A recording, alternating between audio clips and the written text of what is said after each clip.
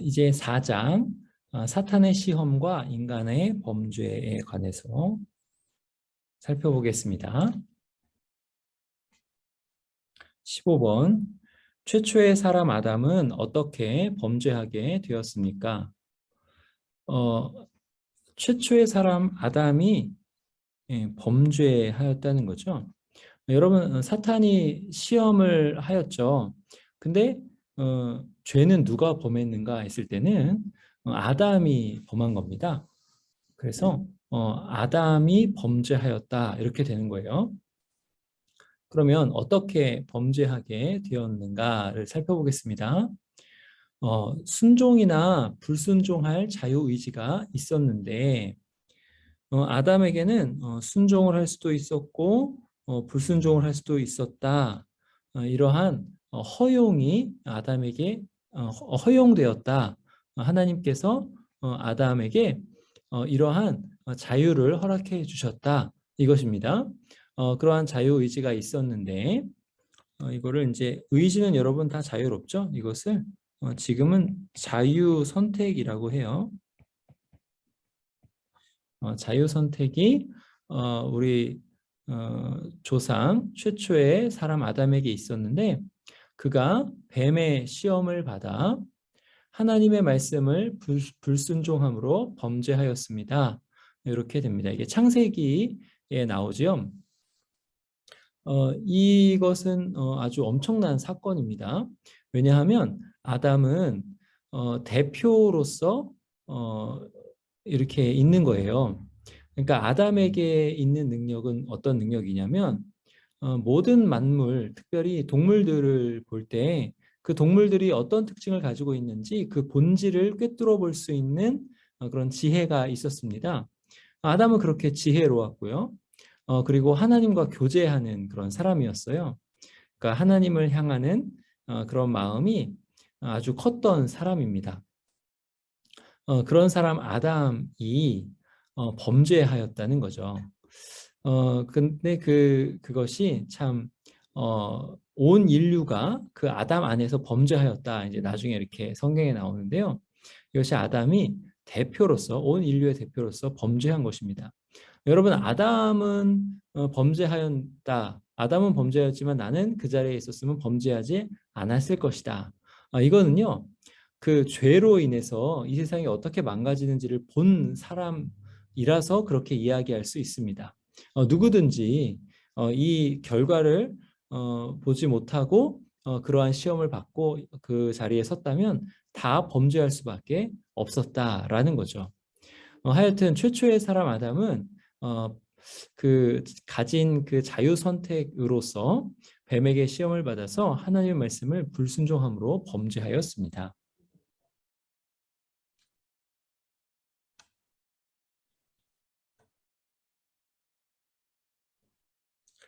우리 16번 아담의 범죄 이후 죄 없는 자가 얼마나 있습니까? 그 답은 뭐냐면 하나도 없습니다입니다. 하나도 없습니다. 이거는 어떻게 설명할 수 있냐면 보통 생식에 따라 난 사람 보통 생식에 따라 난 사람은 다 죄인이다 이런 뜻이에요. 왜 이렇게 되냐면 아담의 죄가 아담의 이 죄책이 그 아담의 그 죄의 오염이 계속 이렇게 내려가기 때문에 그래요. 죄책이란 말을 제가 좀 잘못 썼네요. 그 죄의 오염이 계속 내려가기 때문에 그렇습니다. 그래서 모든 사람은 날 때부터 다 죄인으로 납니다. 무슨 뜻이냐면 하나님을 반역하는 마음을 계속 가지고 태어난다라는 거죠. 그래서 모든 사람은 다 태어나면서 다 죄인입니다. 아담의 죄가 이렇게 계속 가는 거죠. 모든 사람이 아담 안에서 범죄하였다라는 말이 그런 뜻입니다. 17번 범죄하여 타락한 인류는 어떤 상태에 이르게 되었습니까? 범죄하여 타락한 인류는 하나님을 떠나 비참한 죄인의 상태에 놓이게 되었고요. 하나님의 진노와 저주를 받아 죽음에 이르렀고요. 전적으로 무능하고 부패하게 되었습니다. 이게 참 중요한데요. 여기 비참이란 말이 있습니다. 여러분, 이 비참이란 말은 어떤 뜻이냐면요. 아무리 노력해도 하나님께 갈 수 없는 상태다, 이런 뜻입니다.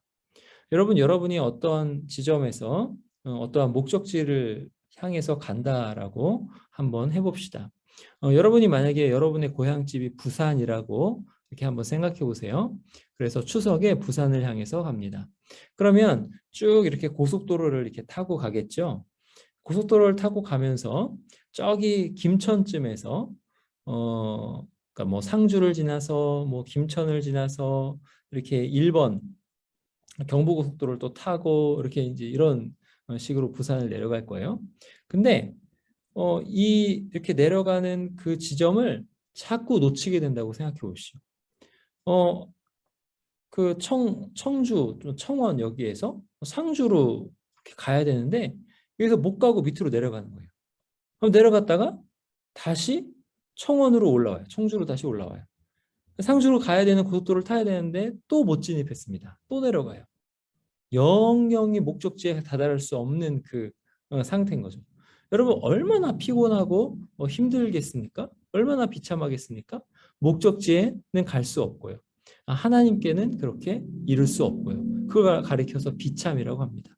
아무리 사람이 사람의 힘으로 노력해도 하나님께로 갈 수가 없는 상태. 이것이 바로 비참한 상태입니다. 그리고 하나님의 진노와 저주를 받아 죽음에 이르렀습니다. 이 죽음의 본질은 뭐냐면 하나님과의 단절입니다. 하나님께로 갈 수 없는 상태입니다. 왜 하나님께로 갈 수 없게 되었을까요? 하나님을 대적하는 것이 마음에 가득하게 되었기 때문입니다. 여러분, 하나님은 어떠한 분이시죠? 모든 복의 근원이십니다. 우리가 누리는 모든 좋은 것, 선한 것은 다 하나님으로부터 오는 것입니다. 근데 그 하나님으로부터 선한 것을 얻어 누릴 수 없는 상태가 되었다라는 거죠. 여러분, 지금 우리가 살아있는 이 세상은요, 하나님의 선하신 것이 우리에게 기반으로 잡혀져 있는 세상입니다. 그래서 우리는 그 하나님의 선을 누리고 살아요. 믿지 않는 사람들도 하나님의 선을 누리면서 살고 있습니다. 그것을 모를 뿐이에요. 그런데 죽으면 어떻게 되냐면 하나님의 선으로부터 떨어져서 그 어떠한 것도 좋지 않은 상태가 됩니다. 그것이 바로 그 음부의 상태, 지옥의 상태, 하나님으로부터 떨어진 것이 현저하게 나타나는 상태입니다. 여러분, 그것은 이 땅에서도 어느 정도 나타나 있는 거죠. 사람이 죄와 사망의 종노릇해서 죽음 가운데로 들어가는 그런 슬픔 가운데 사는 거죠. 이것이 바로 하나님의 진노와 저주를 받은 상태입니다. 여러분, 하나님께서 왜 진노하시고 왜 저주하실 수밖에 없으시죠? 하나님은 죄를 가만두고 보실 수 없으신 분이시기 때문입니다. 그래서 죄가 있는 그 인간은 죄와 함께 진노와 저주에 처하게 되는 거죠. 왜요? 그 죄를 사람이 범하니까 이렇게 되는 거예요. 그리고 전적으로 무능하고 부패하게 되었습니다. 앞에서 비참 이야기할 때 하나님께 갈 수 있는 그런 능력이 없다라는 거죠. 그리고 또 무슨 능력이 없냐면 깨달을 수 있는 능력이 없어요. 아무리 복음의 말씀을 들어도 사람의 귀로서 사람의 지혜로서는 알아들을 수가 없고 깨달을 수가 없습니다. 예수님 믿은 사람은요, 하나님의 성령님의 능력으로 신적인 능력으로 귀가 열려서 깨닫게 된 거예요. 성령께서 우리에게 오셔서 깨닫게 돼서 믿게 된 것입니다. 그래서 예수 믿는 사람은 예수 믿지 않는 사람을 보면서 이해가 안 가죠. 어떻게 그것을 못 믿을 수 있느냐? 어떻게 이것을 안 믿고 그렇게 살 수 있느냐? 그런데 예수 믿지 않는 사람은 예수 믿는 사람이 신기합니다. 그게 어떻게 믿어지느냐 하는 거죠. 이런 것이 바로 인간의 무능을 가르쳐 줍니다. 그리고 부패하게 되었습니다. 이 부패한 것은 뭐냐면 우리가 행하는 모든 것이 다 죄로 물들어서 썩어 있다라는 거예요. 여러분이 어디서 토마토를 사왔습니다. 토마토를 사서 냉장고에 넣었는데 다른 먹을 것들이 너무 많아서 그 토마토를 안 먹었어요. 그런데 어느 날 보니까 토마토에서 냄새가 나요. 토마토를 이렇게 열어보니까 냄새 나는 것들이 이렇게 있어서 그것을 몇 개를 뺐어요. 빼고 보니까 그래도 냄새가 납니다. 토마토가 다 이렇게 성해예요. 다 이렇게 아무 데도 썩은 데가 없는데도 냄새가 납니다. 왜 그러죠? 그 부패한 것이 거기에 겉은 성할지 몰라도 스며들어 있는 것입니다. 이 말은 뭐냐면 죄가 우리가 하는 그 모든 일 가운데 스며들어 있다는 거예요. 우리가 아무리 선한 일을 해도, 우리가 아무리 다른 사람을, 우리 자신을 내어주면서 불사르면서 다른 사람을 위해서 희생한다 하더라도 거기에는 아주 작지만 죄가 물들어 있다라는 거예요. 하나님을 대적하는 것이 거기 있다라는 거예요. 아무리 성경을 열심히 보고 또 설교를 하는 사람이라 할지라도, 기도를 하는 사람이라 할지라도, 사람을 의식하고 자기가 높아지려는 마음으로 하는 마음이 조금이라도 있다는 거예요. 그게 죄로 물들어서 부패하여 있다라는 거예요. 그게 사람의 상태입니다. 그러면 사람이 자기 스스로 하나님께 영광을 돌릴 수 있는가? 없게 되는 거죠. 그래서 예수 그리스도의 속죄의 능력을 의지해서 하나님께 영광을 돌리는 것입니다. 여러분 18번 보겠습니다. 죄는 어떤 종류가 있습니까? 죄는 아담이 지은 원죄, 그리고 아담의 후손들이 스스로 짓는 죄, 곧 자범죄가 있습니다. 이 원죄의 영향력으로 우리가 또 자범죄를 짓는 것입니다. 그래서 죄는요, 아담으로부터 우리에게 물려받은 부패성, 죄성. 이 죄성의 원인은 아담이 지은 원죄죠. 이 원죄는 우리가 지은 죄는 아닙니다만 이 죄로 인해서 아담의 죄성이 그대로 우리에게 물려져서 우리 안에 죄성이 있다는 거죠. 하나님을 싫어하는 성향이 있다는 것입니다. 그 하나님을 싫어하는 성향이 이제 무엇을 만들어내냐면 우리가 범하는 죄, 스스로자가 되죠. 스스로 범하는 죄, 이것을 만들어냅니다. 우리는 이 안에 있는 부패성, 죄성 때문에 어떠한 일을 하든지 하나님께 영광을 돌리지 못하는 그러한 일을 합니다. 그게 바로 자범죄입니다. 자범죄의 구체적 내용은 무엇입니까? 자범죄는요, 내적 마음의 죄입니다. 죄를 포함합니다. 그러니까 교만이나 질투나 증오나 악한 욕망 등 이러한 죄를 다 포함하는 거예요. 보이지는 않지만 그 안에 이러한 것들이 내재되어 있기 때문에 다 죄라. 여자를 보고 음욕을 품는 자마다 다 간음하였느니라. 이 말씀을 통해서 우리는 이것을 알 수 있습니다.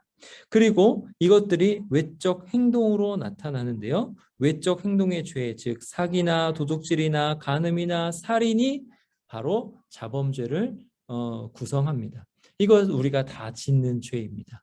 우리 중에 의인은 하나도 없습니다. 멸망받을 인생에게 유일한 소망은 무엇입니까? 여러분 아까 보통 생육법으로 난 사람은 다 죄인이다 라고 그랬죠? 그러면 보통 생육법으로, 보통 생식법으로 나지 않은 분이 계시죠. 그분이 바로 예수 그리스도입니다. 예수 그리스도는 성령으로 잉태하셨죠. 성령으로 잉태하셨기 때문에 예수 그리스도께는 죄가 없으십니다. 이 예수 그리스도께서는 죄가 없으실 뿐만 아니라 우리 죄를 다 사하시려고 십자가를 지고 달려 죽으셨습니다. 그것을 영원한 속죄 제사라고 합니다.